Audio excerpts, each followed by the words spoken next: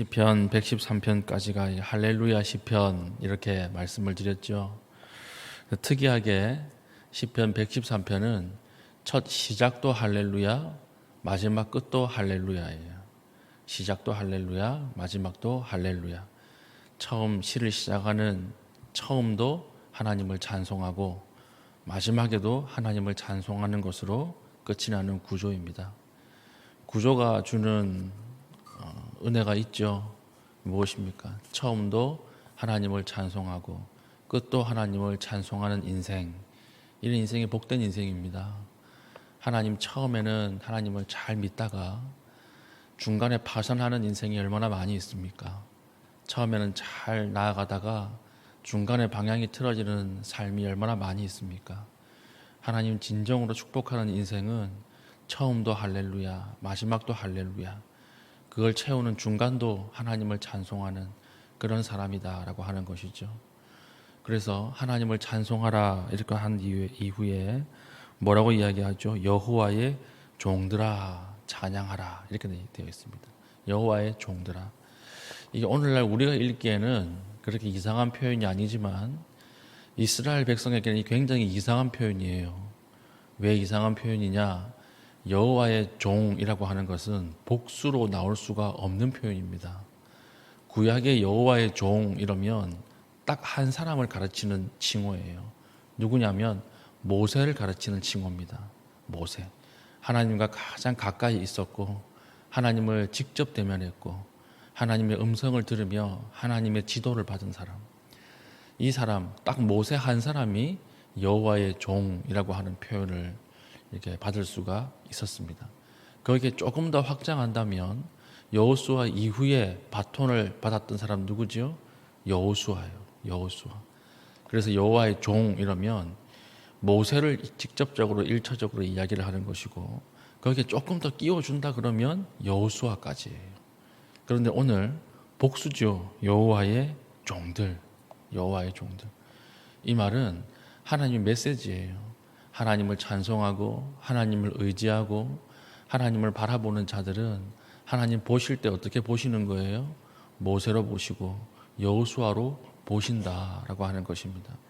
하나님을 의지하는 순간에 하나님이 우리를 죄인으로 보지 않고 하나님과 직접 대면한 자, 하나님의 인도를 받은 자, 하나님의 사명을 감당하는 자로 하나님이 봐주신다라고 하는 것입니다.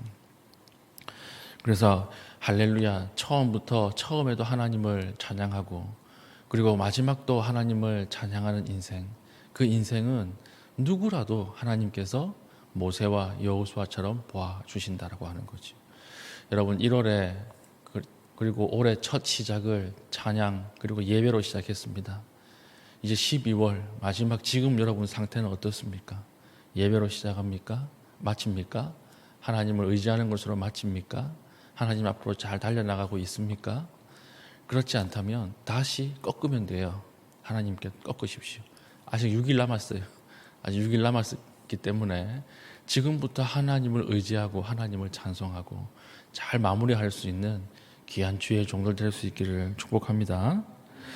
그리고 하나님을 찬양하는 찬양의 대상은 무엇입니까? 1절 하반절에 보면 여호와의 이름을 찬양하라 이랬죠. 여호와의 이름. 구약에는 많은 여호와의 이름들이 나옵니다. 여호와 니시라고 하는 이름이 나오고요. 치료하시는 하나님 여호와 라파라는 이름이 나오고 그리고 또 준비하시는 하나님 여호와 이레의 하나님. 많은 여호와의 이름이 나오는 것이죠. 이 이름들을 찬양하라는 거예요. 이 각자의 많은 이름을 찬양하라 이 말은 무슨 말일까요? 하나님은요 자기를 하면 의지할수록 자신을 더 드러냅니다. 그래서 하나님을 의지하는 사람은 많은 그 이름들의 하나님을 만나게 되는 거죠. 내가 병 가운데 고침을 받고 내가 실패 가운데 승리함을 얻고 내가 필요를 채워주시는 그 하나님을 순간순간 만나게 되는 거예요. 그래서 여호와의 이름을 찬양하라 라고 하는 것은 우리의 삶의 모든 순간에 다가오시는 그 하나님을 찬양하고 그리고 그 하나님을 만나는 자들아 이렇게 이야기를 하고 있는 것입니다. 우리는 어떤 특정한 때에만 하나님을 찬양하고 하나님을 찾죠. 그럼 하나님께서는 항상 우리에게 전능의 하나님, 치료하시는 하나님, 구원하시는 하나님, 필요를 채워주시는 하나님으로 우리에게 다가오고 계십니다. 그걸 누릴 수 있기를 주의 이름으로 축복합니다. 시간은 언제 찬양해야 되느냐? 2절입니다. 이제부터 영혼까지 여호와의 이름을 찬송할지로다. 이제부터 영혼까지라는 거예요. 이게 찬양할 시간이에요. 우리가 새벽기도 나와서만 찬양하는 것이 아니고, 우리가 죽기 직전에 찬양하는 것이 아니고, 시간은 언제부터 언제까지예요? 이제부터 영혼까지예요. 영혼까지라고 하는 것은 이해가 되는데 중요한 것은 무엇일까요? 이제부터예요. 이제부터. 이게 중요한 것입니다. 나중에 내가 성공하면 찬양해야지. 내가 이 시험 잘 치면 찬양해야지. 목표가 좀 이루어지면 찬양해야지. 돈을 좀 많이 벌면 찬양해야지. 아닙니다. 하나님 찬양하는 시간은 언제입니까? 이제부터예요. 지금부터예요. 내가 성공했을 때만 찬양하는 것이 아니라 내가 실패했을 때도 찬양하는 거예요. 내가 하나님 앞에 영광을 돌릴 때만 찬양하는 것이 아니라 나에게 영광이 사라졌을 때도 찬양하는 거예요. 내가 기뻐할 때뿐만 아니라 슬퍼할 때도 찬양하는 것입니다. 이제부터 찬양하는 거예요. 여러분, 찬양을 잃어버리셨습니까? 지금부터 다시 시작하십시오. 다시 하나님을 찬송하십시오. 그럼 하나님께서 놀랍게 여러분들을 주목하시고 여러분들의 찬송을 받으신다라고 하는 것입니다. 지금부터 영원까지, 그리고 이제부터 영원까지 이렇게 이야기하고 있죠. 그리고 찬양하는 장소는 어디입니까? 장소, 해 돋는 데에서부터 해 지는 데까지라고 하는 거예요. 해 돋는 데서부터 해 지는 데까지. 시적 표현이죠. 해가 이렇게 우리가 동쪽에서 뜨고 서쪽으로 지는데 해가 동쪽에서 뜨는 겁니까? 아니죠. 지구가 도는 거죠. 지구가 도는 것이고 태양은 가만히 있습니다. 그러면 이 동에서 서라고 하는 것은 무엇일까요? 시적 표현이에요. 모든 장소에서, 이 말이죠. 모든 장소에서, 동쪽 끝에서 서쪽 끝까지 모든 장소에서 하나님을 찬양하라. 여기 보면 해 돋는 데서 찬양하라. 이건 쉬워요. 아침 해가 돋을 때 얼마나 우리의 마음이 풍성해집니까? 얼마나 힘이 넘칩니까? 희망적입니까? 해 돋는 곳에서는요, 찬송하기 어렵지 않아요. 그런데 해 지는 데서는 좀 달라요. 나의 모든 영광이 사라졌을 때, 홀로 있을 때, 병들었을 때, 괴로울 때, 슬플 때, 그리울 때, 이 해 지는 곳이, 이 해가 지는 곳에서 하나님을 찬양하라는 거예요. 그것도 하나님께서 아름답게 받아 주신다라고 하는 것입니다. 거기에서도 찬송하라. 해 지는 데서도 찬송하라. 1월에도 찬송하고 12월에도 찬송하라. 이것을 이야기하고 있는 것입니다. 기쁠 때뿐만 아니라 슬플 때도, 우리가 많은 일을 할 때, 청년의 때뿐만 아니라 이제는 우리의 모든 힘이 사라지고 의지할 것이 없는 마지막 노년에도 하나님을 찬송하라, 이렇게 이야기를 하고 있는 것이죠. 그럼 찬송해야 할 이유는 무엇입니까? 5절, 6절이에요. 찬송할 이유는 딱 하나예요. 5절, 6절 보면 여호와 우리 하나님과 같은 이가 누구리요? 높은 곳에 앉으셨으나 스스로 낮추사 천지를 살피시고. 저 별 너머에 계셨지만 내려왔다라고 하는 거예요. 그게 찬송할 이유예요. 우리에게 좋은 것을 주시기 때문에 찬송하는 것이 아니라 우리의 찬송 이유는 하나입니다.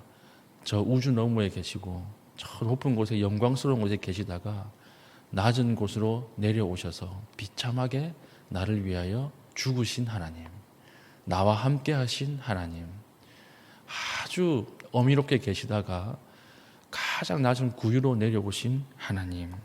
그래서 7절 보십시오. 가난한 자를 먼지 더미에서 일으키시며 궁핍한 자를 거름 더미에서 들어 세워. 여기에서 가난한 자는 누구지요? 나죠. 나. 궁핍한 자는 누굽니까? 나예요. 나를 먼지 더미에서 일으켜 세우시기 위해서 자신이 먼지 더미 속으로 들어오신 거예요. 궁핍한 나를 걸음더미에서 들어 세우시기 위해서, 구원하시기 위해서 하나님 자신이 걸음더미로 들어오신 거예요. 그렇기 때문에 찬송하는 것이고, 그렇기 때문에 우리가 기쁠 때나 슬플 때나 하나님 앞에 영광을 돌리게 되는 것입니다. 그래서 9절 어떻게 끝나요? 또 임신하지 못하는 여자를 집에 살게 하사 자녀들을 즐겁게 하는 어머니가 되게 하시도다. 임신하지 못한 여자, 이것은 이스라엘을 이야기하는 표현입니다. 이스라엘을 이야기하는 표현. 이스라엘 하나님 앞에 죄로 인해서 버림받았어요. 아무것도 할 수 없는 사람이 되었습니다. 그런데 이런 이스라엘을 하나님께서 구원해 주시잖아요. 이런 이스라엘을 아이를 주셔서 그 아이를 돌보는 어머니가 되게 하신다. 아무 쓸모없는 사람을 어머니가 되게 하셨다. 이것이 하나님이 우리에게 행하신 것입니다. 대표적인 것으로 아브라함의 아내인 사레가 있죠. 사라가 해산하지 못하는 여성이었습니다. 고대 사회에 해산하지 못한다라고 하는 것은 굉장히 큰 수치예요. 우리나라도 그렇지 않습니까? 7거 중에 아들 못 낳는 죄 쫓겨났습니다. 근데 아주 수치스러운 이스라엘, 이 사라를 하나님께서 사랑하셔서 자녀를 주시잖아요. 어머니로 만드시고 열국의 어머니로 만드시는 것입니다. 한나도 마찬가지죠. 한나도 하나님 앞에 임신하지 못하는 여자, 이 여성을 하나님이 사무엘이라고 하는 자녀를 주심으로 시대를 바꾸는 거예요. 하나님의 이 죄악된, 하나님 앞에서 죄악된 사사 시대를 끝내고 새로운 시대로 바꾸는 사람으로 세워 주시잖아요. 하나님께서 우리도 마찬가지. 우리도 하나님께서 높은 곳에 계시다가 걸음 안으로 들어오셔서 걸음 안에 있는 나를 구원하시고 살려내신 것, 이것이 영원히 찬송할 이유라고 하는 것입니다. 우리는 어떤 하나님을 찬송하고 있습니까?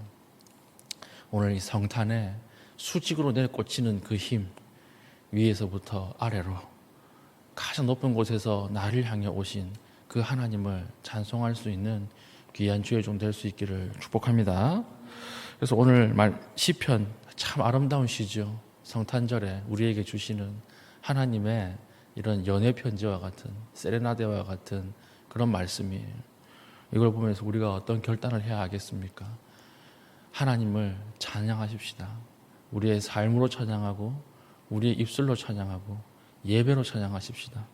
우리 오늘 시편처럼 처음도 할렐루야, 마지막도 할렐루야, 그리고 이제도 할렐루야, 영원까지 할렐루야, 해 뜨는 데서도 할렐루야, 해 지는 데서도 할렐루야. 오늘 우리의 삶이 오늘 성탄을 맞이하여서 연말을 이제 마무리하는, 한 해를 마무리하는 여기 이 시점에서 하나님을 찬송하고 하나님 앞에 여호와의 종들로 나아갈 수 있기를 축복하고요. 그리고 두 번째는 수직으로 내려오신 그 하나님, 내가 닮기를 원해요. 우리가 오늘 하루만큼은, 우리가 연말만큼은 우리가 성공과 번영과 번창을 향해 달려갔던 근육들을 조금 내려놓고 우린 또 내려가서 가장 소외당한 사람, 가장 아픈 사람, 가장 외로운 사람 찾아갈 수 있는 그런 귀한 주의 종 될 수 있기를 예수님의 이름으로 축복합니다. 아멘.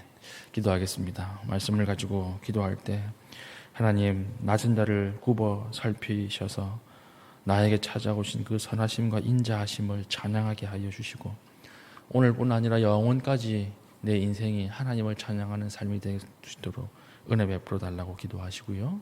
또 오늘 11시에 성탄 감사 예배가 있죠. 예배를 통하여 하나님께서 우리의 갈매 교우들 만나 주시고 하나님 함께 찬양할 수 있게 해달라고 같이 기도하신 이후에 개인적인 기도의 제목을 가지고 기도하시고 자유롭게 돌아가시겠습니다.